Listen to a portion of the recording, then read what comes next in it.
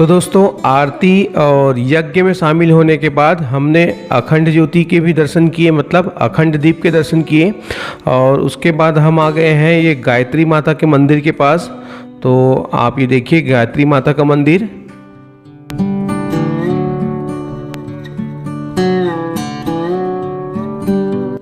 और उसके समीप में ही आप ये देख पा रहे होंगे भटका हुआ देवता। मतलब यहाँ पर आप आएंगे और आप यहाँ मिरर पर खड़े हो जाइए, और मिरर पर खड़े होने के बाद यहाँ जो लिखा हुआ है उसको आप पढ़ेंगे तो आपको पता चलेगा कि आपको मनुष्य तन मतलब क्यों मिला है।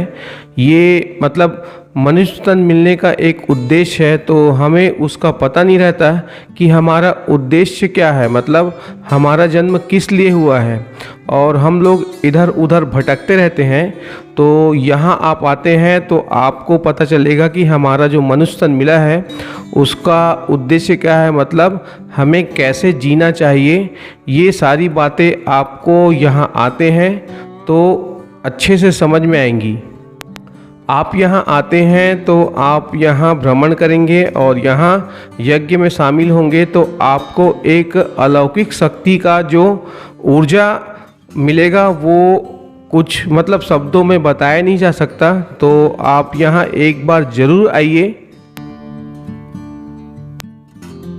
64 योनि के बाद हमें मनुष्य तन प्राप्त होता है। तो हमें मनुष्य तन क्यों प्राप्त हुआ है, उसका उद्देश्य क्या है, ये सारी जानकारी आपको यहाँ मिलेंगी। तो ये शांति कुंज आश्रम बहुत ही सुंदर है, बहुत ही अच्छा है। तो आप यहाँ एक बार विज़िट ज़रूर कीजिए और कैसे जीना चाहिए ये आपको यहाँ सीखने को मिलेगा।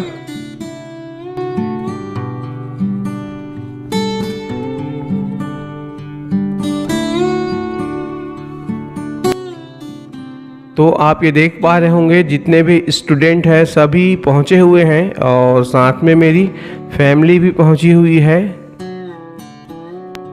और समीप में ही आप ये देख पा रहे होंगे देवात्मा हिमालय मंदिर है। तो चलिए हम यहाँ भी चलते हैं और आपको यहाँ के दर्शन करवाता हूँ।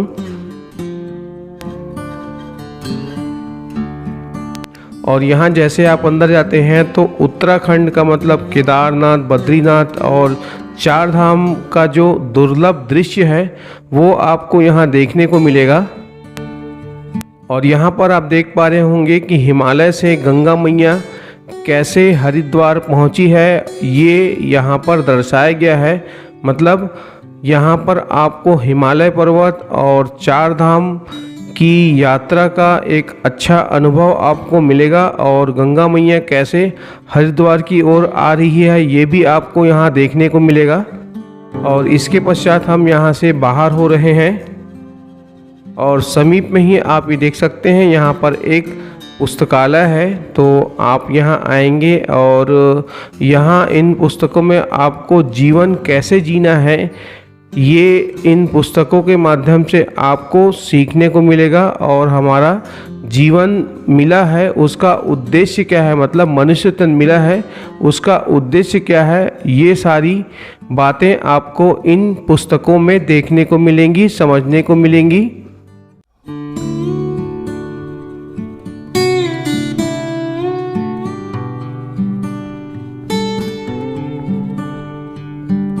पुस्तकालय से बाहर आने के बाद आप यहाँ पर थोड़ा सा विश्राम कर सकते हैं, मतलब बहुत ही सुंदर यहाँ पर गार्डन है। और आप ये देखिए जितने भी स्टूडेंट आए हुए हैं यहाँ पर विश्राम कर रहे हैं। और यहाँ पर अलग अलग प्रकार के फूल हैं, तो उसकी सुंदरता तो देखते ही बनती है। अलग अलग प्रकार के पौधे हैं, और रुद्राक्ष का भी पौधा है और उसमें रुद्राक्ष लगा है। तो आप लोग को मैं रुद्राक्ष का पौधा भी दिखाता हूँ। दोस्तों ये देखो क्रिसमस ट्री आज तक मैंने इतना बड़ा देखा नहीं था, और आप लोग को दिखाता हूँ क्रिसमस ट्री। ये देखिए क्रिसमस ट्री की ऊंचाई कितनी अच्छी। मैंने भी अपने घर में क्रिसमस ट्री लगाई है, मगर वो क्रिसमस ट्री इतना ऊँचा नहीं हुआ है जितना कि ये है।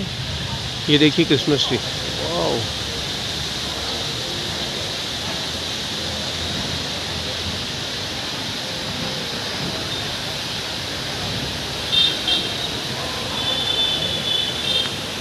इतना ऊंचा क्रिसमस ट्री, बहुत ही सुंदर।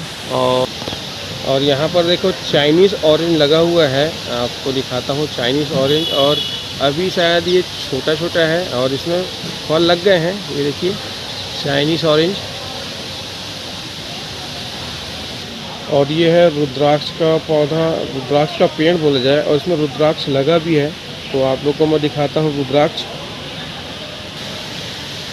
और इस पेड़ में देखिए रुद्राक्ष लगे भी हैं, हरे कलर के हैं, जो गोल गोल दिख रहे हैं वही रुद्राक्ष है। अभी ये पका नहीं है, अब इसका भी कुछ प्रोसीजर रहता होगा, रुद्राक्ष कैसे निकलता है। वैसे प्राय ये काठमांडू में पाया जाता है। और यहाँ पर बहुत से अलग अलग प्रकार के पेड़ हैं, तो ये बहुत ही अच्छा लग रहा है। और वो देखो महुआ का ट्री, और इसमें महुआ लगा है कि नहीं देखते हैं। और ये है सीता अशोक वाटिका। और ये देखिए चीड़ का पेड़।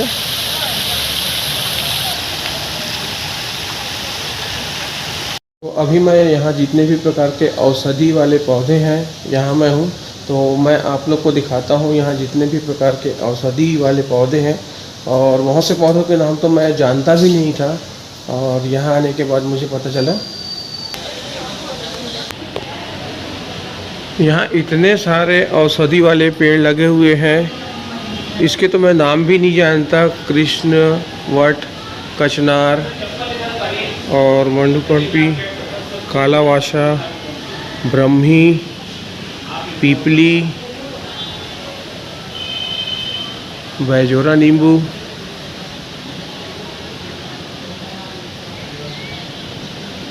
काल मेघ, केला,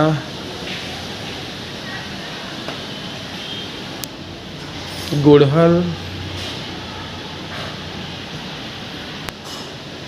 और ये कपूर का पौधा, कपूर भी लगा हुआ है। और ये कपूर तुलसी, वाह, हरसिंगार, हरड़, रतनजोत, सर्पगंधा। तो यहाँ पर बहुत से औषधि वाले पौधे लगे हैं, छोटे छोटे प्लांट है यहाँ पे, और बहुत ही सुंदर है। अश्वगंधा, महुआ, आंवला, अंजीर, छोटी इलायची, पीला कनेर। और ये है एक्यूप्रेशर पथ। कृपया जूते चप्पल उतारिए। तो ये एक्यूप्रेशर पथ है, ये देखिए आपके पैर खुले रहने चाहिए, और आएंगे तो ऐसा लगेगा आप एक्यूप्रेशर में चल रहे हैं, और बहुत ही अच्छा लग रहा है। आप यहाँ आते हैं तो इसमें ज़रूर आइएगा।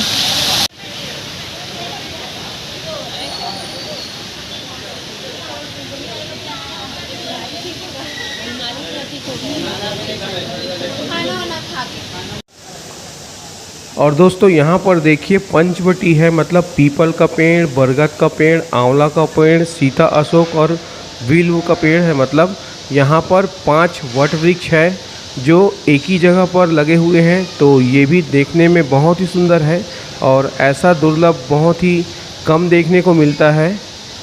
और समीप में ही राशि वाटिका है, मतलब जितने प्रकार के राशि फल हैं उसका वाटिका है यहाँ पर। और यहाँ पर आप ये देख सकते हैं नक्षत्र वाटिका भी है, और यहाँ पर नवग्रह वाटिका है। तो चलिए हम चलते हैं नवग्रह वाटिका की ओर।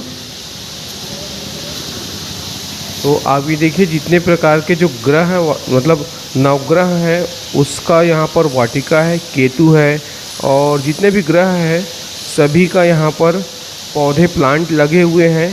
तो ये भी बहुत ही सुंदर है। तो यदि आप हरिद्वार आते हैं तो इन वाटिकाओं में ज़रूर आइए और देखिए इन वाटिकाओं को।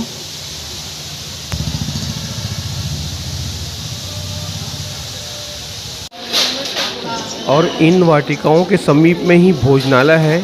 तो चलिए भोजन का समय हो चुका है, तो हम भी चलते हैं भोजन एक प्रसाद स्वरूप ग्रहण करते हैं। तो यहाँ पर आप आते हैं तो आपको यहाँ से थाली लेना पड़ेगा, और थाली लेने के बाद आपको यहाँ से प्लास्टिक का ग्लास है वो आपको यहाँ से लेना पड़ेगा। तो चलिए यहाँ से हम थाली लेते हैं, और उसके बाद फिर यहाँ पर जो ग्लास रखी हुई है उसको भी ले लेते हैं। ये नहीं बाजू में नीचे।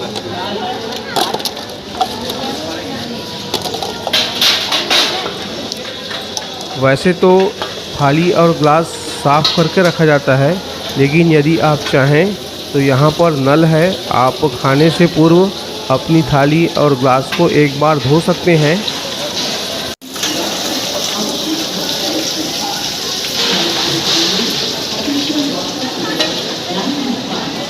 और दोस्तों यहाँ पर देखिए, एक बार में हज़ारों की संख्या में यहाँ पर भोजन ग्रहण करते हैं।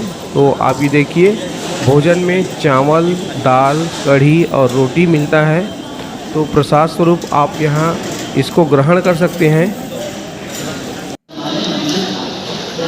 और दोस्तों यहाँ की खासियत ये है कि प्राय हम कहीं जैसे खाना खाते हैं तो जो भी चावल गिरता है या दाल गिरता है तो आपने देखा होगा मक्खी और मच्छर आते हैं, लेकिन आप ये मतलब शांति कुंज हरिद्वार एक ऐसी जगह है जहां आपको मच्छर मक्खी नहीं मिलेंगे।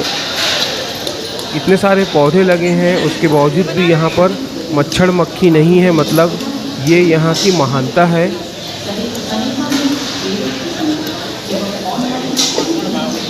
क्योंकि यहाँ हवन पूजन होता रहता है तो उसके प्रभाव से यहाँ मच्छर मक्खी नहीं रहते।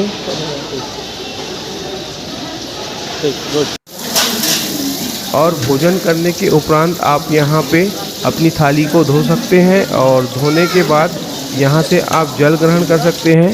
और दोस्तों गंगा नदी का पानी सीधे इन नलों में आता है, तो यहाँ का पानी बहुत ही ठंडा रहता है और मीठा रहता है। तो दोस्तों यहाँ की सुंदरता तो देखते ही बनती है। तो अब हम चल रहे हैं, यहाँ पर देव संस्कृति विश्वविद्यालय है, तो चलिए मैं आपको वहीं ले चलता हूँ, देव संस्कृति विश्वविद्यालय।